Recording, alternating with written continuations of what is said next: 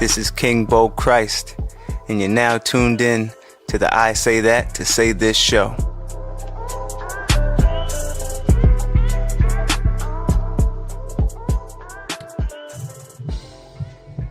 Beautiful people, welcome back to the I Say That to Say This podcast.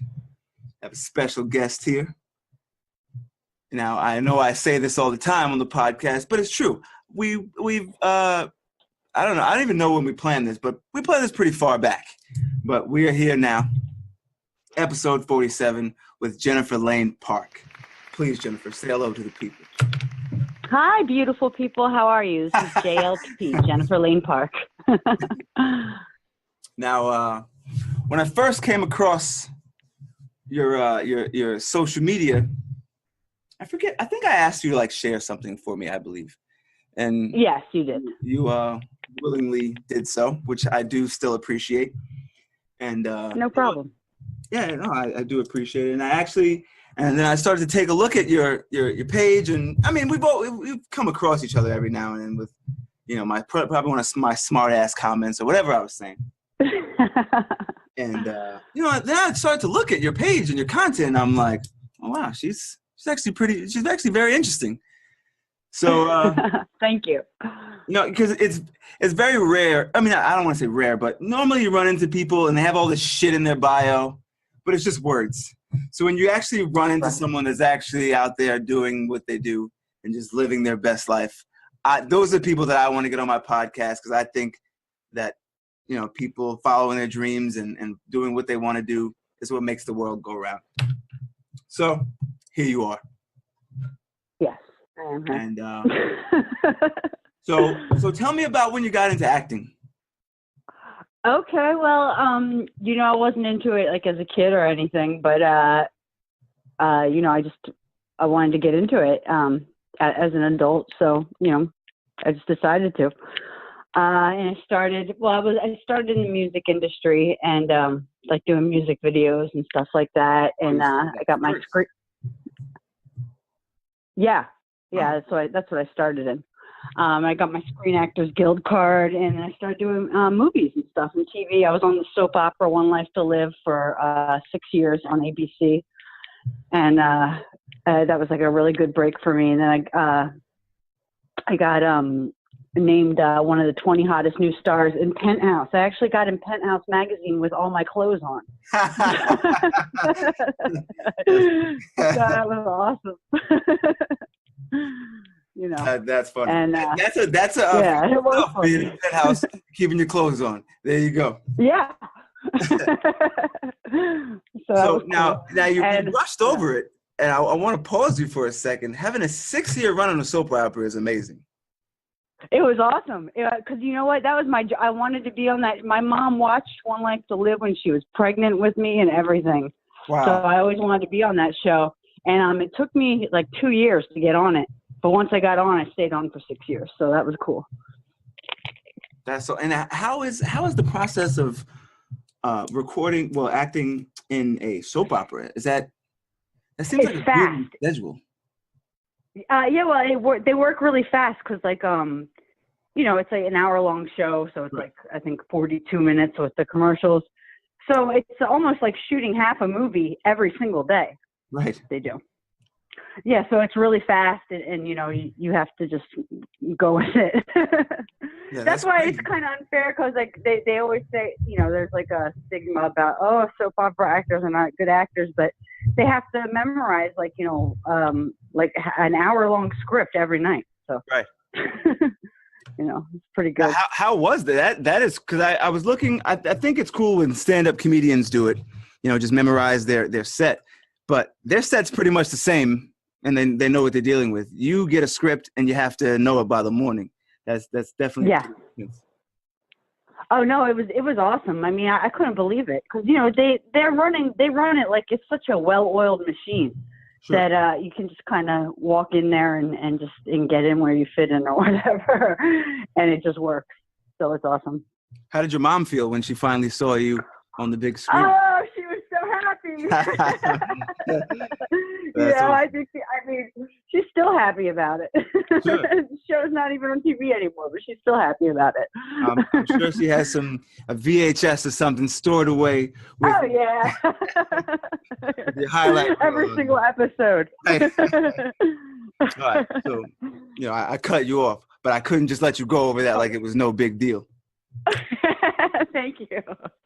No, it was awesome. But the key point there is if I would have gave up after a year of trying and not getting anywhere with them, I would have. I had to keep. I wanted it, and I did not let go till they finally started calling me. So was it like auditions you had to keep going to? Yeah. Oh wow. Yeah, I auditioned, and then I didn't get the part, but I kept on sending every. Not like in an annoying way, but every month, I would send them you send them a postcard with your headshot on it and tell the casting director, oh, I just did this part, or I just auditioned for this, or I'm taking this class, or whatever, just to keep them updated. And finally there was a spot for me. And I got, actually was, you know what it was? Spike Lee did a movie called She Hate Me. And it was always one of my dreams to work with him too. And I've been trying to get on one of his movies for forever and ever. And they called me. It was it was a scene. They shot it at Grant's Tomb or whatever in New York City, and it was all the in the movie. It's this guy Jack. He gets fired from his job, and he gets a job. He gets a job impregnating high-powered lesbians. Seems like a good gig, then. Yeah, right.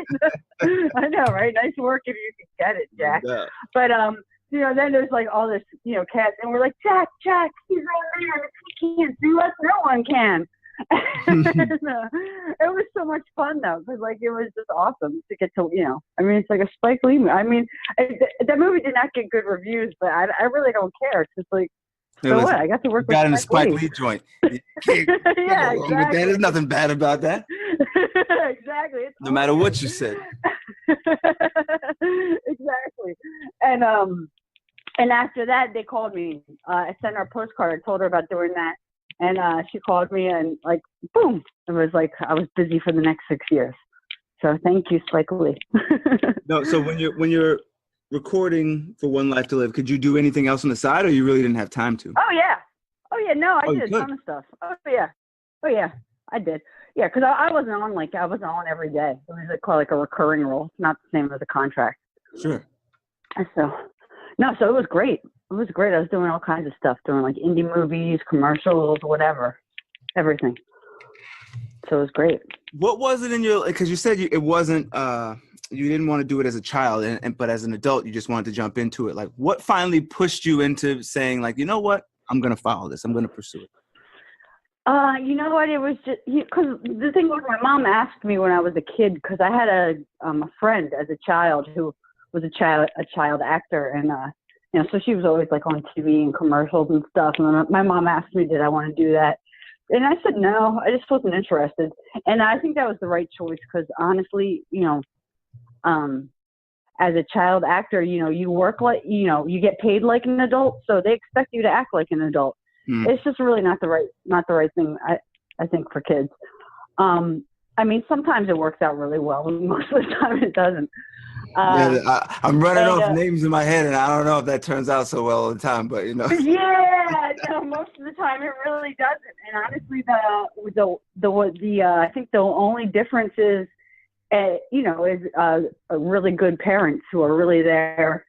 And, but a lot of times, because, I have parents asking me all the time, they want to get their kid, I want to get my kid into acting. And I'm like, well, does he or she like acting?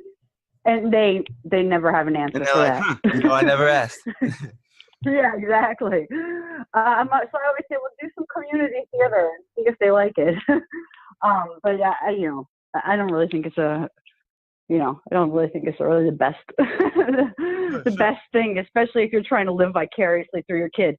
But for me, like I said, I was, I was in music for a long time. And, quite frankly, it's just a matter of money. It's just easier to get paid in acting than in music. Really? That's really about it. I mean, Yeah. I mean, just to be, quite frank about it. Yeah. Especially once you get your union card. Yeah. You're definitely getting paid then.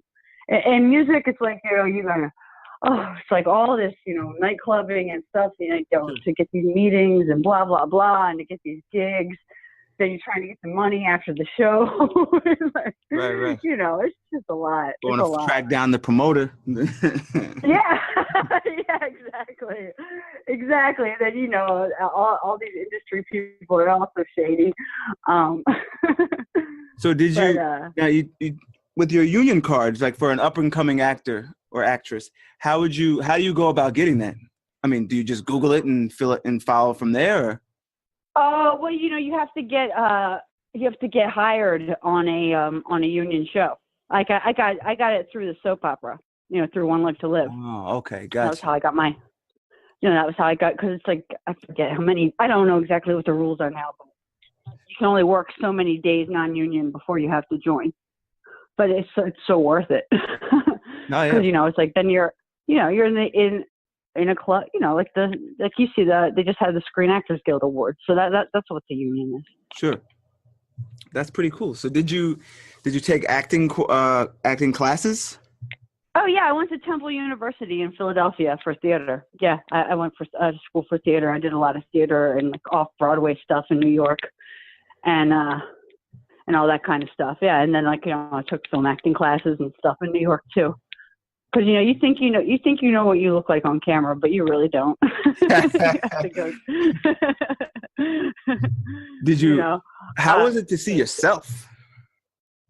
Awesome. It was so awesome. I know some people say, "Oh, I don't watch anything I do." I watch everything. It's like, it's great. It's a great feeling to see. It's like, oh my God, there I am on TV. Holy shit, that's me. Yeah.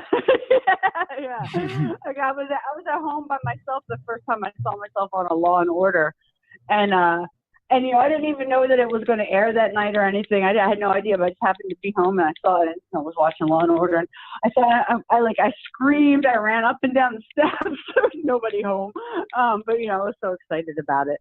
So it was great. Wow, that's crazy. Listen, that's a pretty good resume so far, and we're like 6 minutes into this. This is going to be a good show. So, I mean, it's so much to unpack there. I don't even know where to start. But we'll jump back a little bit. So we'll jump back to music before we get into Law and Order, because there's a whole. I got so many questions. Oh yeah. But definitely. So the money really pushed you from music to acting. Yeah, to acting. Now, do you think? I mean, I could tell you, because of artistic, blah, blah, but no, it really was just about the money. No, you know what's I like that you're just being honest, because with a lot of things, that's what it boils down to. I'm all for following your dreams and doing what makes you happy, but sometimes you got to keep it straight up. It's about the money. So I'm on board. Yeah, especially in New York, it's not cheap. Oh, yeah, no, yeah. So when you because I watched your, and I don't normally, and like I said, I like to keep everything natural on my podcast, which my listeners know, they listen. But for you, I actually, because I was seeing your work on Twitter so much, I checked out your YouTube channel, and I heard I believe it was a Madonna song that you covered. And I was like, wow, you have an amazing voice. So thank you. No, I'm not just, I mean that. I'm not just saying it for the sake of the podcast. I'm serious. Oh, no, I know. I can tell. Thank you. Oh, yeah, you're very welcome. So it was you didn't give up because your voice never goes anywhere, but was it hard for you, even though, it was about the money, where you're like, damn, I really like this? No, because I'd had it with the music business, because you know what? I was like this close to signing a deal with Jive Records, and that was my dream. I always wanted to be on Jive Records, because it was like they had everybody at the time. But I had a really really shady manager, and the music was all legit, but his business was definitely not legit. And it came time to sign these contracts, and he I mean, I guess he thought I was stupid or something because he's like, oh, no, you don't need a lawyer. He goes, you can use my lawyer. And I said, no, I need my lawyer to read anything before I sign anything. Right. And you know, he got all mad about it. And just make a long story short, and he was like, I mean, he was definitely like drinking and taking pills and stuff. And that's when I was like, I really can't have this guy representing me who is, first of all, he came to pick me up at the studio in his gold Corvette with not one, but 2 open bottles of Boone's Farm. Oh, so he was on one that night. Okay. Oh, yeah. I was like, I'm not getting in the car with you. I was like, are you out of your mind? And the last time I saw him, I was driving away, and he was waving his hand and going, I need to take some more pills. You know, see, before the pills thing, the pills is out of my league. But if you showed up in a gold Corvette, that was hilarious, 2 bottles, I might have got in on that. It was hilarious. Like, no, because I had made up my mind. I was like, I can't do this, and I'm done. Would you ever get back into music? Oh yeah, definitely. Oh, definitely. Yeah, I sure, for sure. I mean, even with these indie movies and stuff, like I did a song for the soundtrack on the one and everything like that. So, you know, yeah, I'm still into it. It's just that, you know, just actually the business side of music is just not as much fun. And you know what I'm starting to realize about music, the more people I talk to and the more questions I ask on the podcast, it's almost better to be behind the scenes in music. If you're Well, yeah, it can I be. mean, like, to be in control of it. As an artist, I don't know. Artists all have like it's very small percentage of artists have a great story. Or, no, I don't want to say great. I mean, like a easy road to it. You know, like a lot of majority of artists struggle, and majority of artists go their whole life without, ever breaking it or making it to what, standards are, I guess. But as far as the business side of music, if you ask the people who are in it for business, they're having a great time. They're riding around in gold Corvettes, popping bottles. Yes, exactly. So, how do you feel about the state of the music industry now? Because I know you're big into hip hop and you like R&B and but not. You know what? I really don't know what's going on in the industry right now. I mean. I don't know. There's a lot of good music being made, but I don't really know too much about the industry right now. There's still a lot of money to be made, though. Yes, but with everything transitioning to streaming, and there's data involved now, like I don't think anyone really knows what the hell is going on with it. No. But, no. I guess exactly. That's a good thing if we're all learning it at the same time, or a really bad thing if we're in the dark. Right. Well, it's definitely easy to manipulate numbers with the streaming and everything. So, I don't really know. Yeah, I see. Like, I forget. I think Drake broke the Spotify record this week with 14. Well, I think it was 3 million streams on Spotify in one day, and like 14 million streams overall in one day. And I was good for him. That's a lot of fucking people, because it's so hard to gauge it. Like with streaming, you never know what someone's listening on. Me and you could be in the same party, and I just play it off my phone. 35 people heard it. You know what I mean? So it's so hard to gauge the impact of that. Yeah, that's a good point. I mean, that's the first thing I thought about. I'm like, well, it registered 14 million, like whatever device you're on, and I'm like, right? How many of those people were alone? You know what I mean? You could have been in the car with 4 friends heading to Atlantic City or something. But so I thought about it like, damn, this streaming thing is crazy. These numbers, what do you get? Like, how do you even gauge that? But yeah, really. I guess that's a good and bad. Hey, it depends. It's all a learning experience. The internet's still new. Yeah, you're right. It really is. It really is. So we'll see what happens. I do like that about music also. You remember, making music, the way things used to be, it would take you a year to come up with your album and to get everything going. Even just the recording process before they put it out, if the record label put it out. But now you can log on to, I don't know, tunecore.com or whatever people use. and put it right onto streaming services yourself. So I think that's pretty cool. That's what I like about it. No, it is good if you have your, you know, if you have your act together, it's definitely good. Sure. No pun intended, because you're an actress, you know. No pun intended. No pun intended. But I keep on telling these guys, like these, you know, these music guys and stuff. The most important thing though is you have to file your copyright with the Library of Congress. You know, you're hustling backwards if you're making music and you're not filing your copyright. Because if your music is any good, it's going to get stolen. You can guarantee that.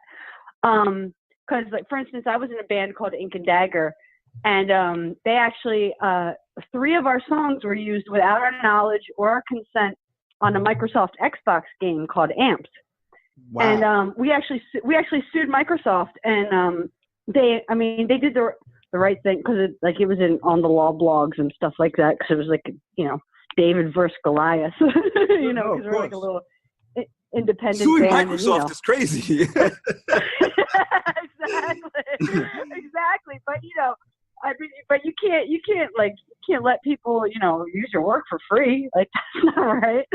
And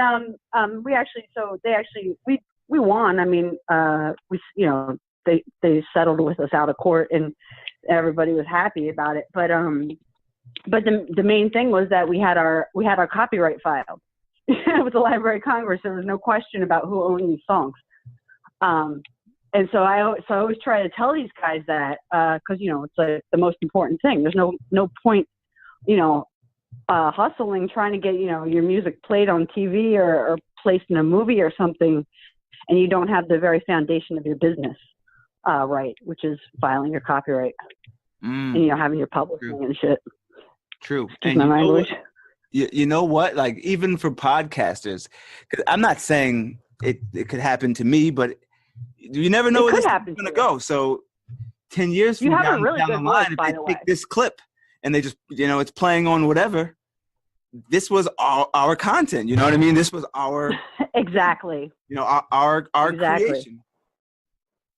Yes. So that's very true. So you have a good voice, though. You sound like you should be like on radio or doing like voiceovers or something. Thank you. I appreciate that. I think you're just saying that because I said you can sing, but I'll take the compliment anyway. No, it's not like that. I'm dead serious. I mean, you know, and that's what growing up, I wanted to be on radio.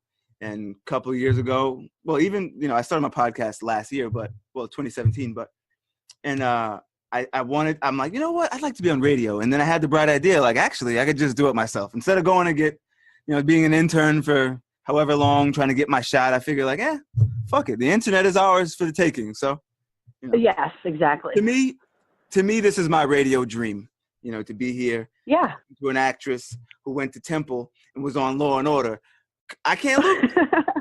I don't have to get a radio job for that. See, just get a Twitter.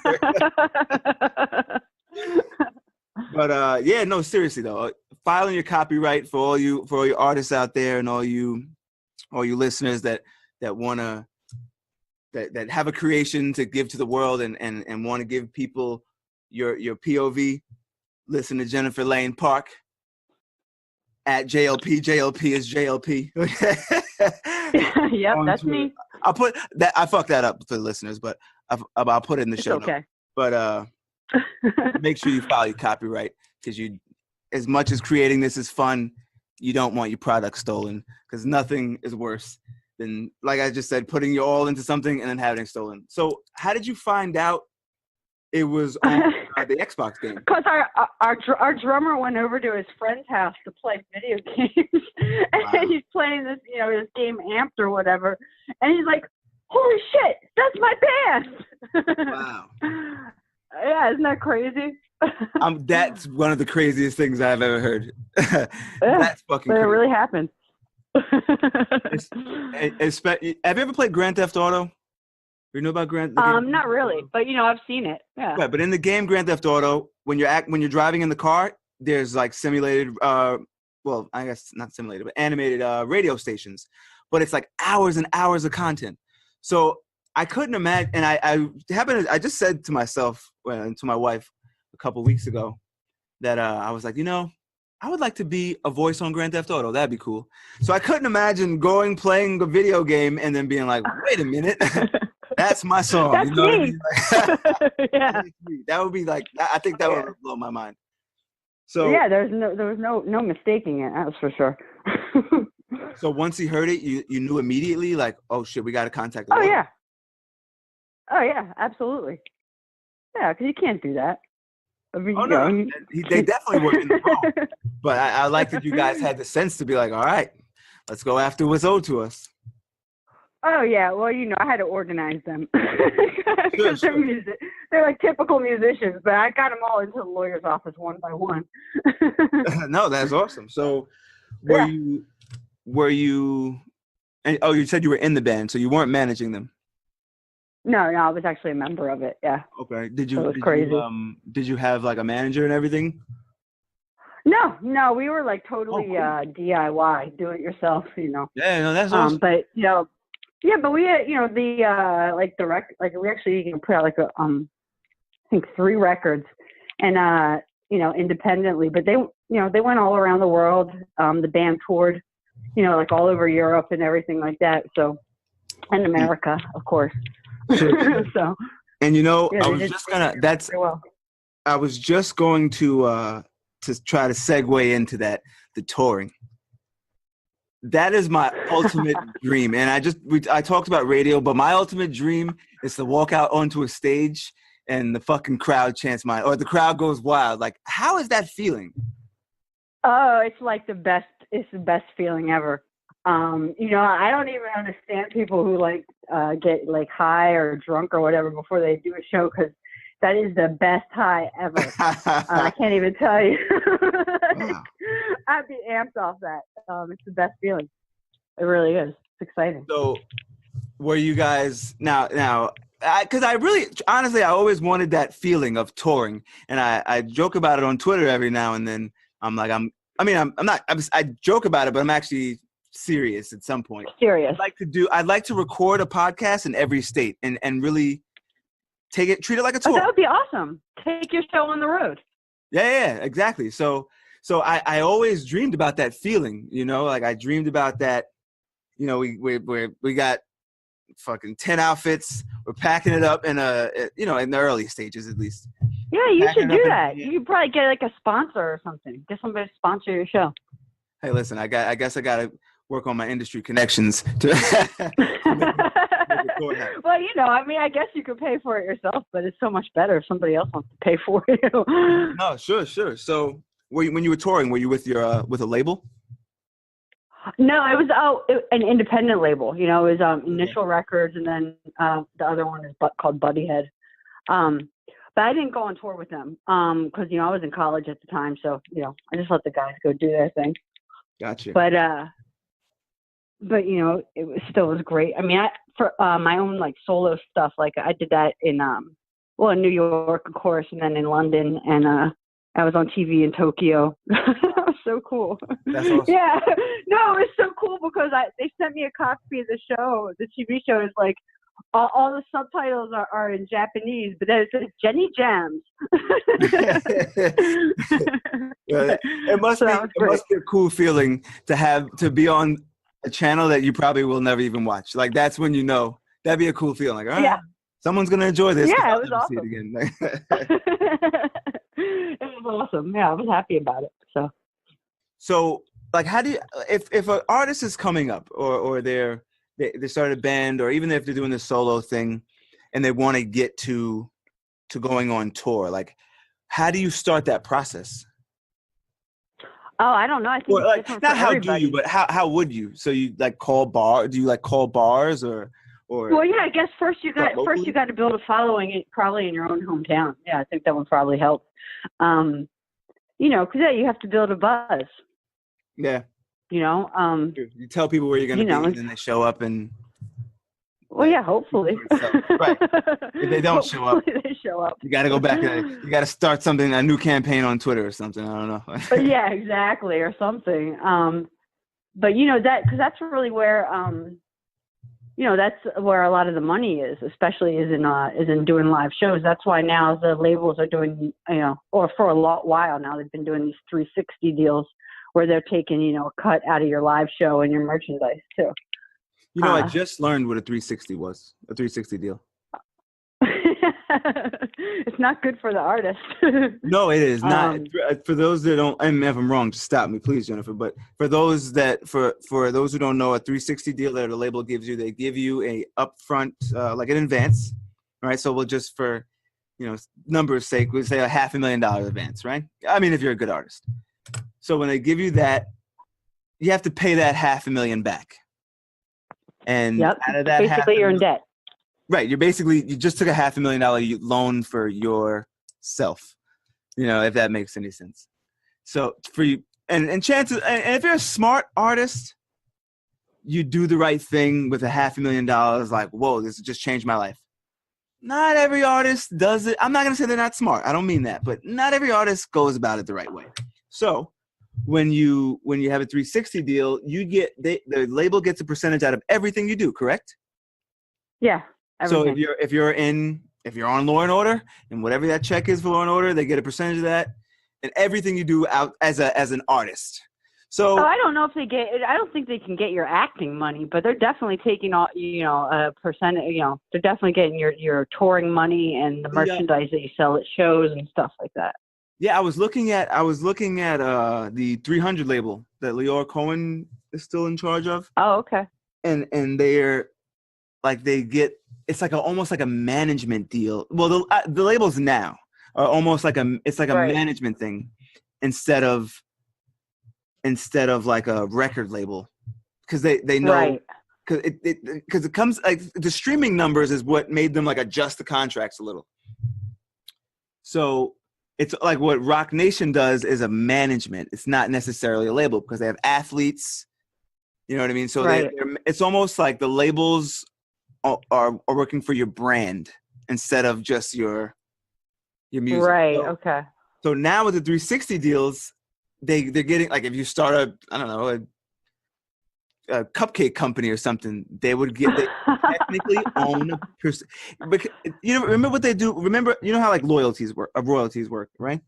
So basically they're getting like royalties on your brand. It's the strangest things. And please, you guys, go look it up for yourself. Don't ever just listen to what one person says. Just, I could be off a little bit. So go check that out, the 360 deal. But anyway, as you were saying. Well, like they say, you get what you negotiate. I've never heard that. I definitely like that one. Oh, you never heard that? They say you don't get what you deserve. You get what you negotiate. That's true. And it is the truth. And that actually. But that's why you have to know your business. I know a lot of. I love artists because I am an artist, but a lot of us do not have good business sense, and that's why we always get ripped off. So you have to. It helps if you know your own business. Sure. And have a good lawyer.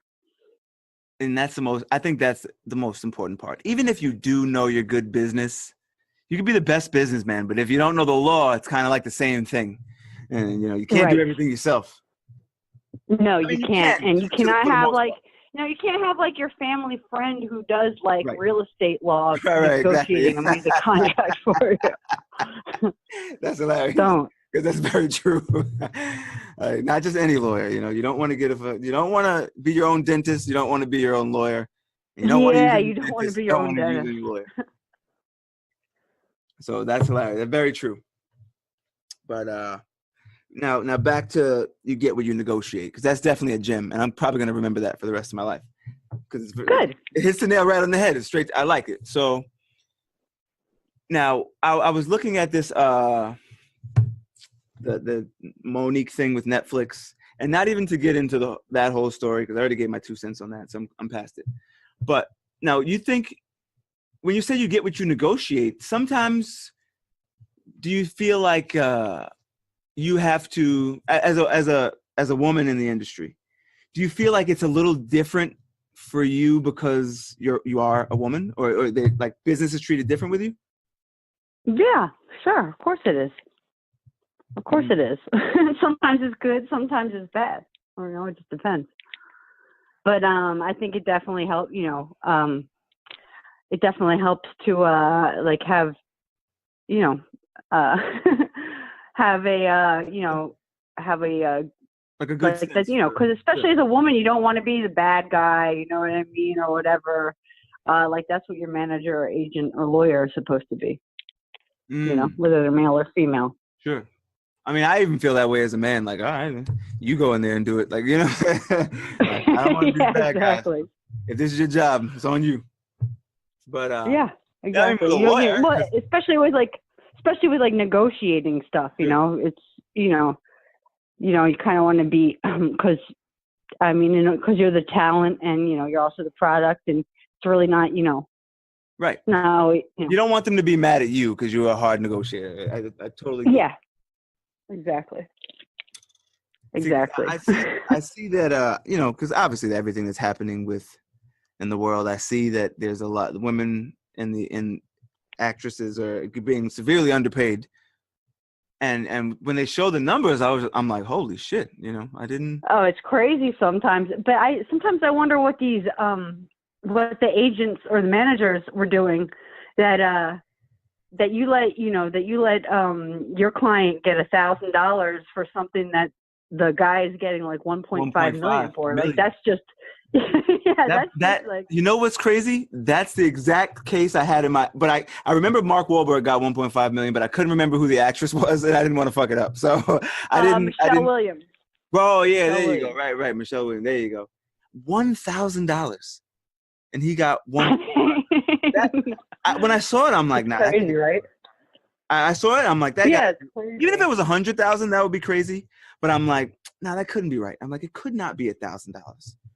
And I just don't understand how her agent or manager, whoever, whatever, did that deal, how they did not know that he was getting so much more. Because I mean, honestly, it's like if that's what your person agreed to, then I mean, it is a business. Deal's a deal. Sure. Yeah, a deal's a deal. But it's like, wow, like you just really screwed your own client over, and you're the one who gets 10 or 20% of that. So. Sure. Why are you working for $100 when you could have had $100,000? I was, Makes no sense. You hit the nail on the head again. When you, because I didn't think about that part of it. Like, what was her manager doing? But when you say it that, like, yeah, why would you even negotiate $200 for yourself? Like, yeah, you know what? Actually, maybe like her sister's her manager, or her sister, or her brother, or whoever. It's like a family member or something. Because when I don't think so though, because I mean she's at the top. She's at the top. I mean I don't know. I don't know who her manager is, but I mean she's like an A-list actress. I thought so. But yeah, no, she definitely is. Even if they said like, even if the director came up to you like, hey, you want to redo the reshoot for like $1,000? I just don't understand why she would. I don't understand why she's like, yeah, sure, no problem. Reshoot for $1,000. Yeah, it's funny. Like it's almost comical. Like how did that look? Like so why I don't understand why she would just agree to that. Like yeah, cool.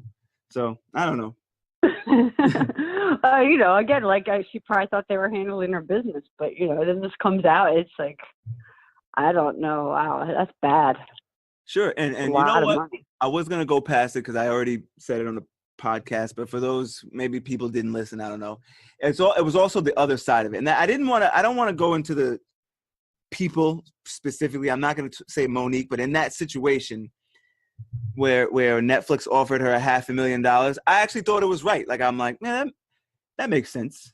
I mean, well, I'll start from the beginning. If I just heard that Netflix offered Monique $500,000, I'm like, oh yeah, that makes sense, right? And then if I heard that if there was like, oh, but Dave Chappelle got $20 million and Chris Rock got $20 million, I'd be like, yeah, but they're Dave Chappelle and Chris Rock, And then when I saw the Amy Schumer thing, I was like, all right. I'm like, I don't think Amy Schumer is funny, but Amy Schumer also went on a world tour. So I'm like, she kind of earned that money, So all right. Well, funny is subjective. I mean, she's not my thing either. Yeah, I watched her, but that's the thing was, I actually watched her Netflix special. And I'm like, well, really? Yeah, I don't know if I finished it. I can't remember. I don't think I finished it because I was like, all right, this is too much. But you know what's crazy? I actually watched I watched both of them. I watched one on HBO and I watched one on Netflix. Because I like to sit and watch comedies. Just I don't know. It's you watch enough of the news, like it was either the news or Amy Schumer. I chose it. So, it was really one of those situations like, fuck, there's nothing else on. All right, I'm going for it. Right. But the point was that Amy Schumer was in front of my face. And I'm like, Amy Schumer is, as much as I don't think she's funny, she is relevant. So I'm like, eh. And then I saw that she wanted to use it like, oh, you know, a Netflix boycott, which I'm like, no, I gave up the NFL. I'm not giving up Netflix too. That's out.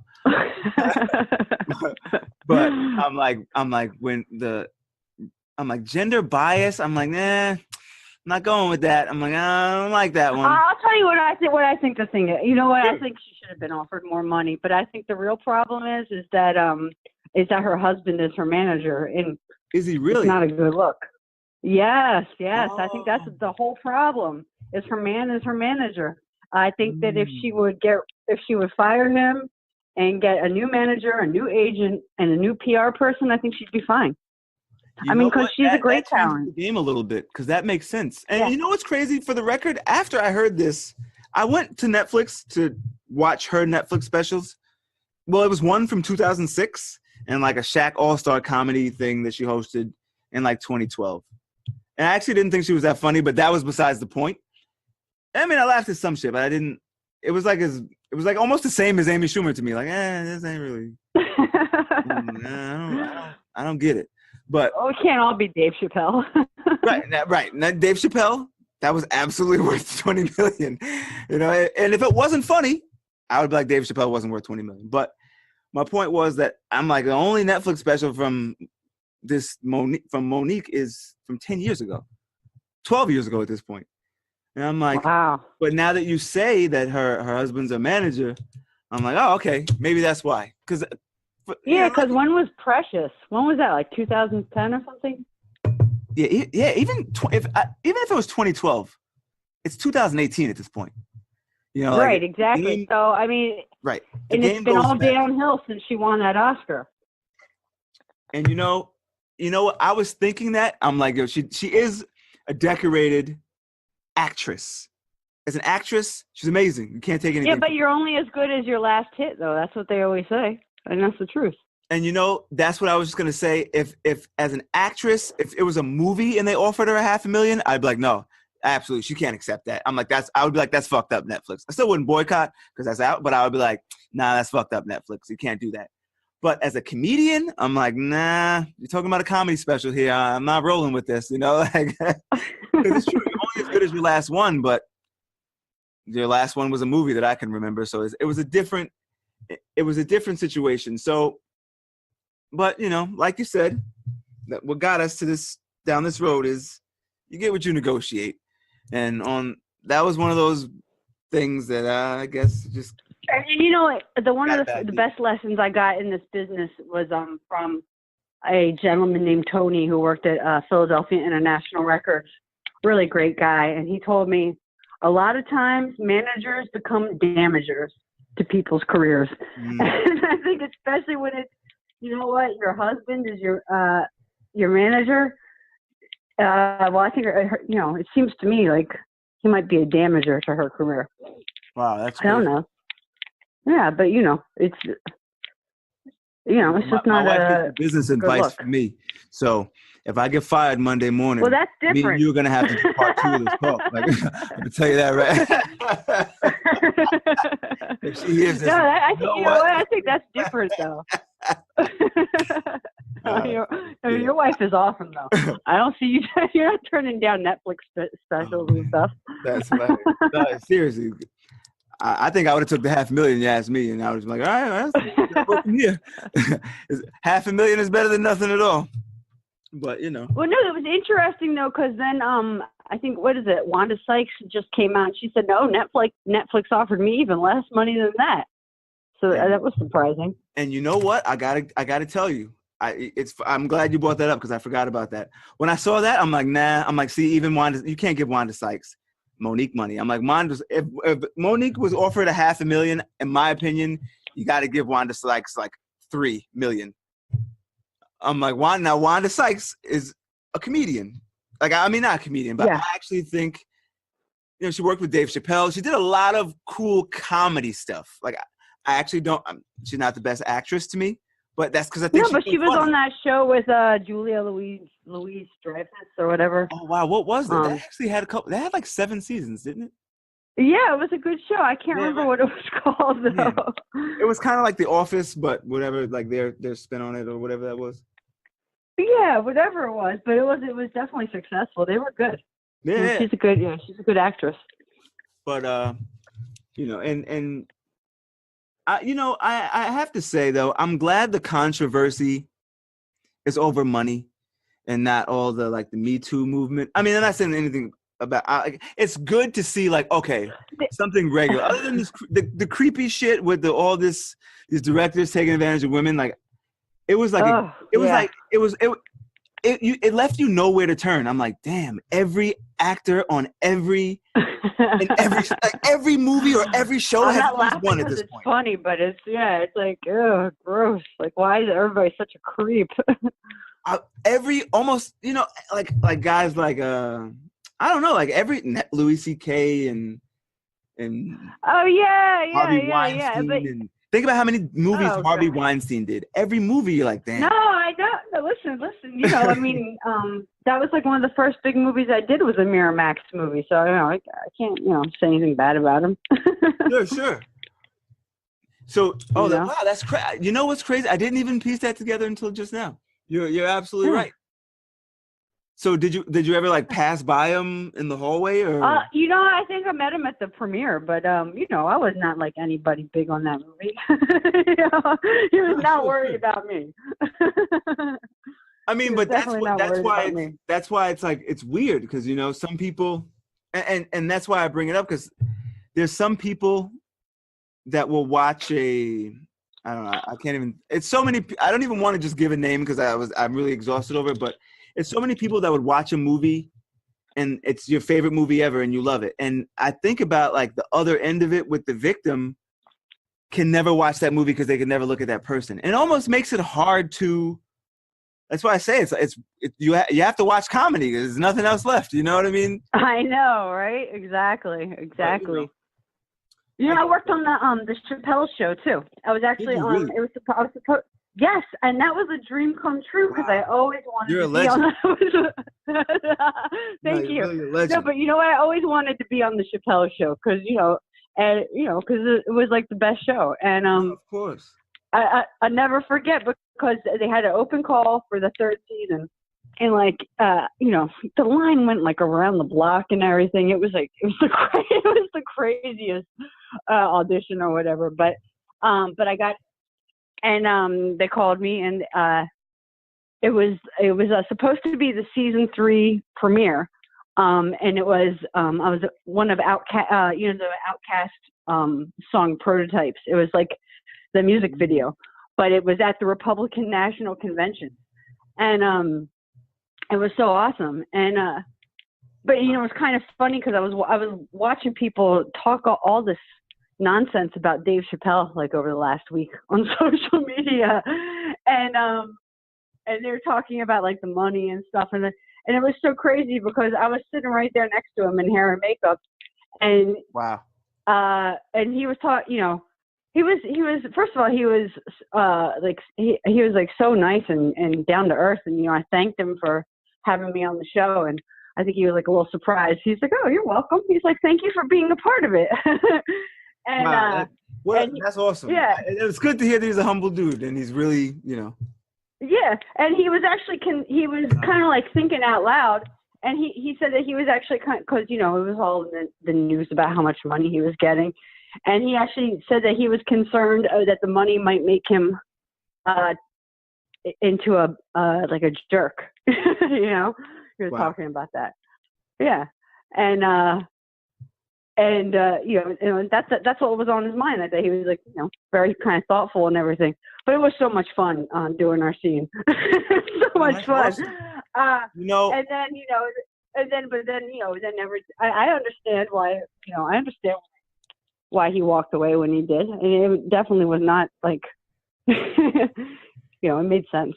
Oh, we just talked about, and to go back to your quote, you get what you negotiate. I totally understood. Yeah. I'm like, listen, if they're going to make $500 million, Dave Chappelle is brilliant. If you're going to give him 50, I wouldn't take that deal either. When he explained it, I'm like, you know what? I totally understand. I'm not mad at you, bro. You did the right thing, Yeah. Yeah. Exactly. And, I got to say to you also, because you telling me you're on the Chappelle show just blew my mind. Because that's one of my favorite all-time, just forget. Oh, yeah, you can see it on the DVD. Because, obviously, it's like on the Lost episodes or whatever it's called, the DVD. Sure. It was awesome. And that's what I was going to say to you. Well, I guess I got to ask first, but do you have to, like, if you want to post that on your YouTube, can you? Or is it like a copyright thing? I mean, I'm pretty sure I'd be like violating a copyright or whatever, but oh man, yeah, I don't know. I have the DVD. I don't even care about posting it on YouTube. And that's why I said that's why I had to ask the question before I said it. No, I did it. You got to get that stuff on YouTube. I'm telling. I went to your YouTube channel. I was like listening to your music. If I would have saw that, I would have been like, "Holy shit!" Like, oh yeah, no, it's right on there. It's right on. No, but oh god, it was so crazy though. It was like, because who would have outcast prototypes of the Republican National Convention? But Dave Chappelle. That's a brilliant skit. No, that's a fact. He looked so cute too, because it was like he had the. Cause he kind of had like a little Dutch boy wig, like a platinum blonde wig with the. Yeah, I remember. He looked so cute. That's crazy. So cute. So now you were all and you were in the another. I look because and that I think Twitter has to verify you.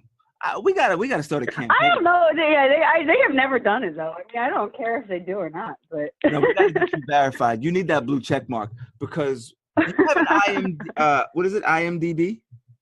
Yeah.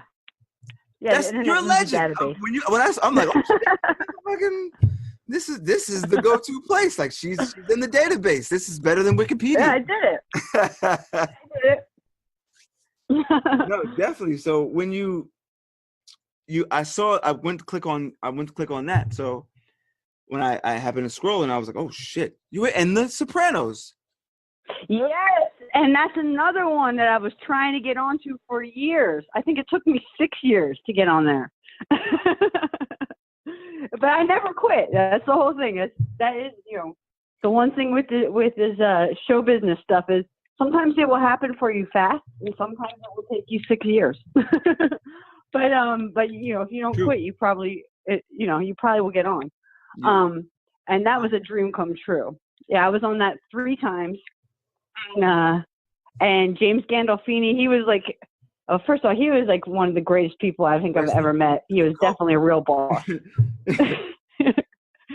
definitely a real boss, and just like real down.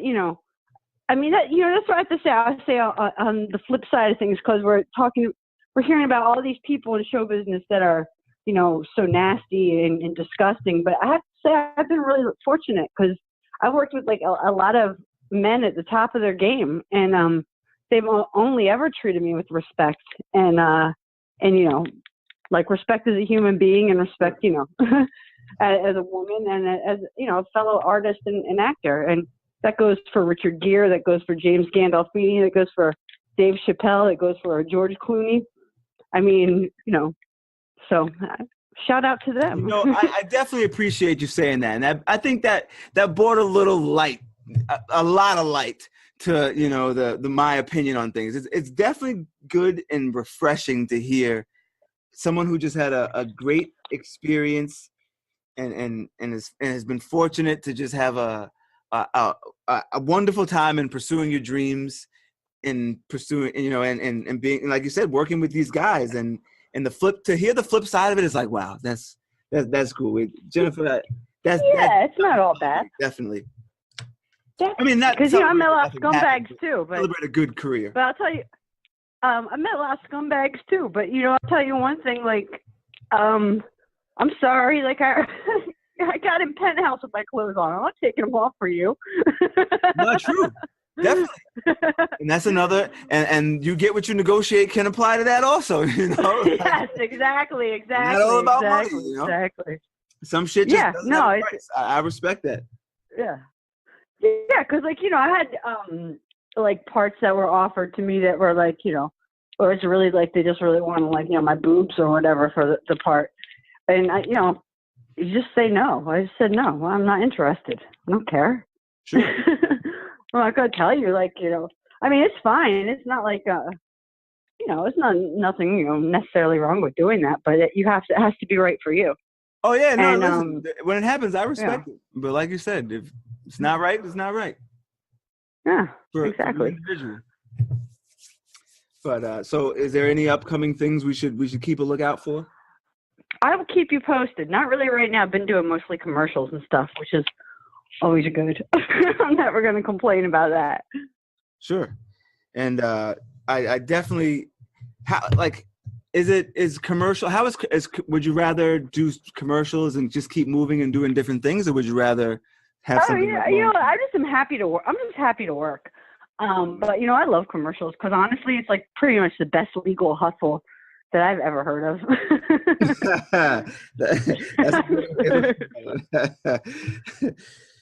Oh man. But you know, I greatly appreciate you coming on the show. Thank you for having me. This has been so much fun. Thank you, Bo. Thank you, King. Shout out to your wife. Thank you. And for those listening, I messed up the Twitter before, but I'm gonna put in the show notes again. But I want you. Okay. But can we give out your? Where do you want that? You know what? I was gonna do it. I don't want my Twitter. Yeah, you let people know where to contact you, because I don't know. Some people like to keep shit private. I don't know.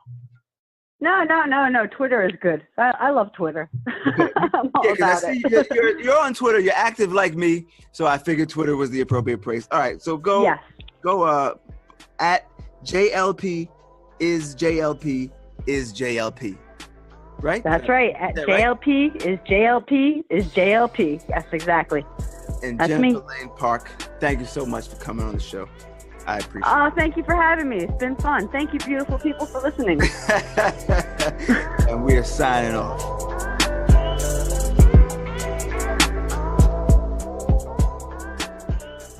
Listeners, if you're listening in the podcast app, I need you to go rate this. So make sure you search King Bo Christ or search by the podcast name. I say that to say this. Leave a 5-star rating. I don't know, a goat emoji or something, some nice words, and hit send. I appreciate you listening. Thank you.